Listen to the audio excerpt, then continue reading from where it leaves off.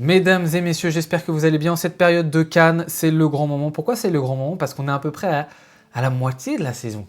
Bon, pas pour tous les championnats réellement, mais voilà, on va en profiter fin année 2025, début année 2026. L'heure de faire un premier bilan sur mes hot takes de la saison 2025-2026. Où est-ce qu'on en est? Simplement. Est-ce qu'il y en a déjà, c'est mort, je me suis complètement planté, ou est-ce qu'on est dans le bon? Et je vais un petit peu vous teaser, sans vous spoiler, je suis dans le bon, je suis pas mal, regardez. Oui, oui, vous pouvez regarder, si je fais au moins 5 sur 10, je m'appelle visionnaire. Regardez, notez. Et ben, je peux vous dire, je pense que les 5 sur 10, on va y être cette année. Regardez-les une par une. La toute première. Ma classique de l'année. Celle où ça va être très important d'avoir beau jusqu'au bout. Liverpool, hors top 4 de Première Ligue. Celui-là, franchement, là, à l'heure actuelle, vous vous dites, oui, c'est normal, Liverpool, etc., ça va pas, etc., c'est la crise, Arnaud Slot a deux doigts d'être licencié.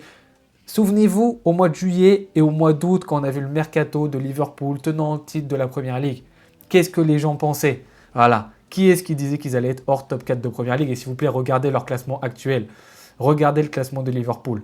1, 2, 3, 4. Liverpool, 5e. Bon, même nombre de points que Chelsea, hein, vous allez me dire. Mais voilà, le visionnaire, la vision commence. Ce Liverpool qui allait galérer. On le savait que ça allait être compliqué. Et ça là, ça allait être compliqué. Virse la première saison, la défense centrale, ah, plein de choses avaient été annoncées. Je vous avais dit, suivez la chaîne pour en être le plus sûr possible. Donc on va faire, j'ai rien contre Liverpool. Le pire c'est que j'ai rien contre Liverpool, mais juste pour que ma take, elle soit bonne, je vais être à fond pour qu'il soit hors du top 4 pendant toute la saison. Juste pour ça. Deuxième take, s'il vous plaît, mesdames et messieurs. Lewandowski. Oh, elle est pas mal celle-là. Lewandowski. Ouais, bien, c'est comme ça qu'on va le surnommer maintenant.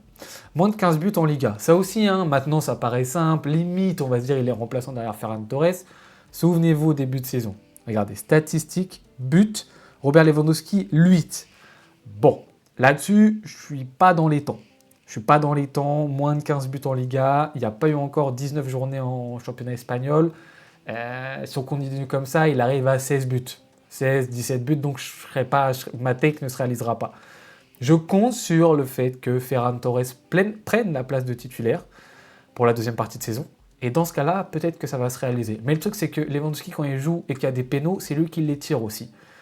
Donc, ma take, elle était vraiment dure à réaliser. Mais quand même, je suis pas loin. Non plus.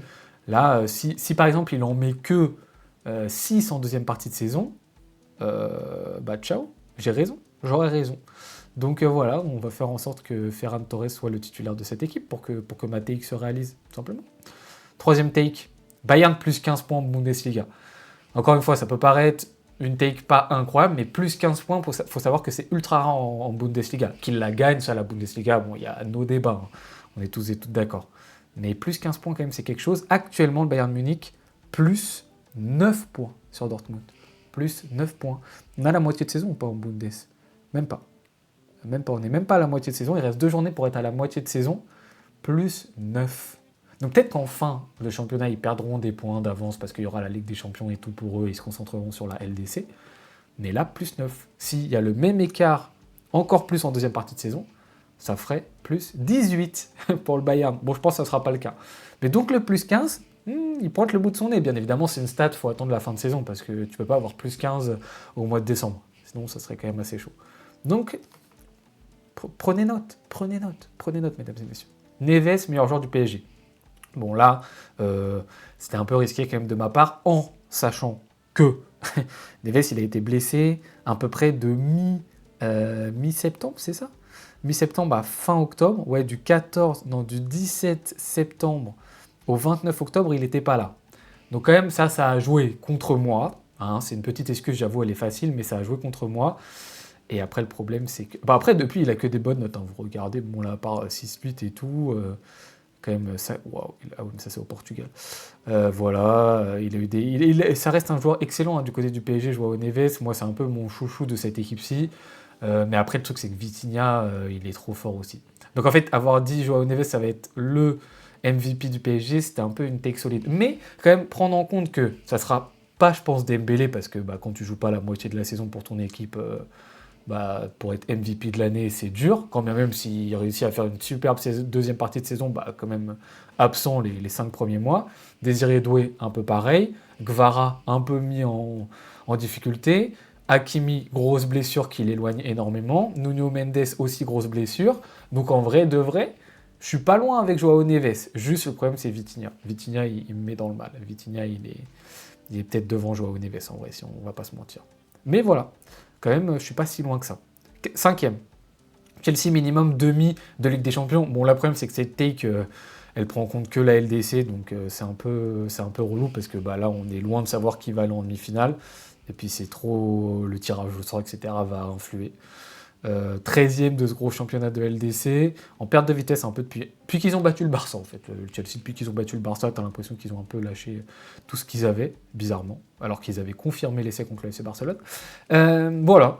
Mais je continue, ouais bon j'y crois, en vrai j'y crois un petit peu moins. J'allais dire je continue à y croire, j'y crois un petit peu moins, celle-ci, ça va être dur. Mais on sait jamais. Un bon petit tirage pour Chelsea, un Chelsea qui se met en mode Champions League. Pourquoi pas, ça peut être embêtant en Ligue des Champions, hein, c'est un peu ce que je disais déjà. 6e, Mbappé, plus de 35 buts en Liga. Avec les 15 pénaltys qu'il tire tous les 2 matchs, ça peut le faire. Hein. Regardez les 18 buts. 18 buts en... Combien de matchs? Je crois qu'on est à 18 matchs en Liga, si je dis pas de bêtises. Donc on n'est même pas à la moitié du championnat. Donc s'il fait la même performance, il arrive à 36, voire même plus. Donc on dépassera les 35. Ce qui est, encore une fois, là maintenant on est fin décembre, ça vous paraît normal, vous êtes là en mode oui, c'est logique et tout. 35 buts en Liga, ça fait longtemps qu'on n'a pas vu ça. Hein. Donc attention, c'est quelque chose quand même. Bon, après, j'avoue, c'est vrai qu'il tire 35 pénaltys et que tout le monde joue pour lui. En témoigne le dernier match où il fallait qu'il atteigne le record de Cristiano Ronaldo, où dès qu'il avait le ballon, c'était une frappe. J'ai la balle au milieu de terrain, frappe. Je vais essayer de marquer mon but. C'est moi qui ai Mbappé. Et à la fin, comme ça, j'aurai 50 buts.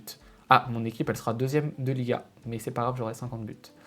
Ok, Kylian, c'est bien.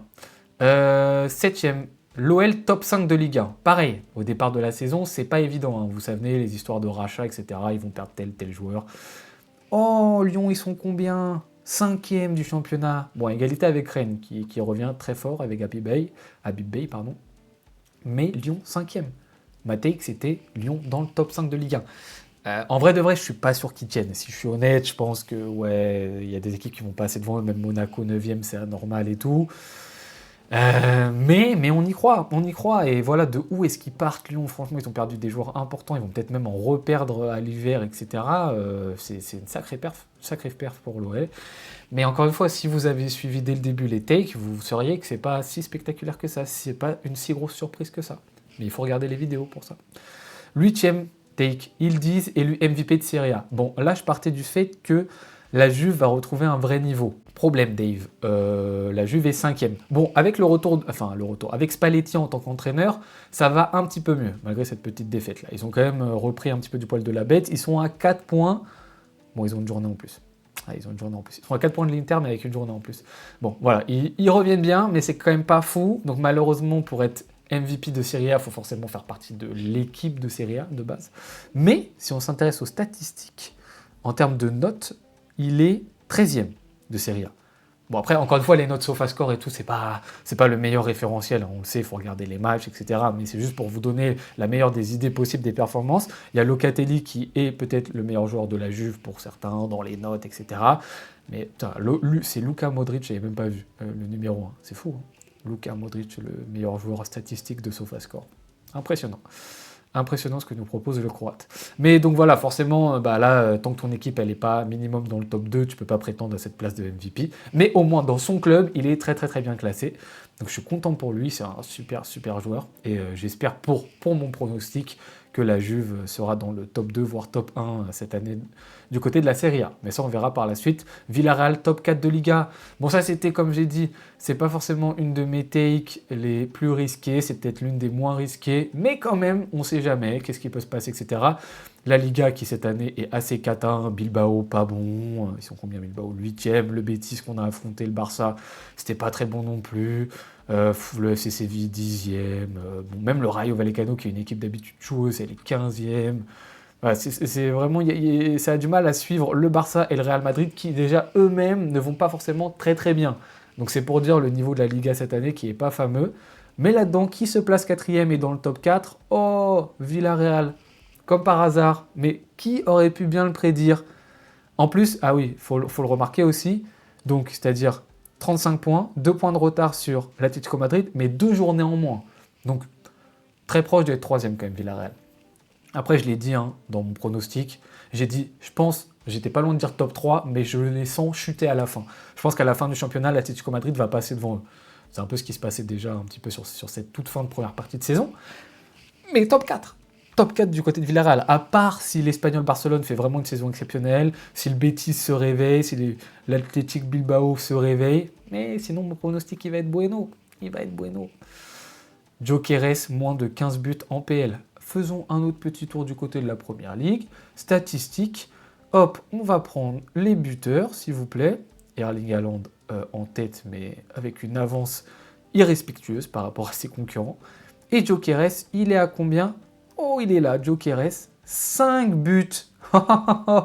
Oh, la recrue phare de cette année avec une note mais catastrophique de moyenne. Donc c'est-à-dire, je crois qu'il a été blessé, donc quand même ça voilà, ça joue en sa faveur. Il a été blessé, donc forcément, bah tu peux pas marquer quand tu joues pas.